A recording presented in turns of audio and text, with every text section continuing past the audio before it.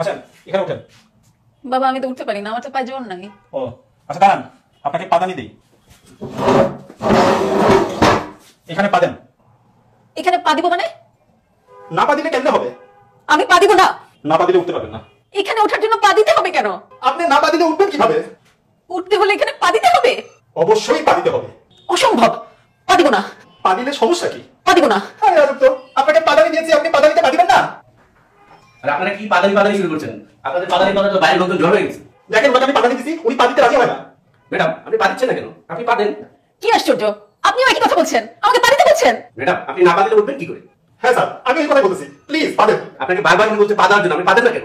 আরে ভাই আমি তো অসুস্থ, আমি এই জন্য পা দিতে পারছি না। ও উনি তো অসুস্থ, তাই তো পা দিতে পারছেন না। ও আপনি অসুস্থ তাই পা দিতে পারছেন না? হুম। এই জন্যই তো আপনাকে পাদানি দিলাম, পাদানিতেও পা দিতে পারছেন না। ধুর, আমি পা দিবই না।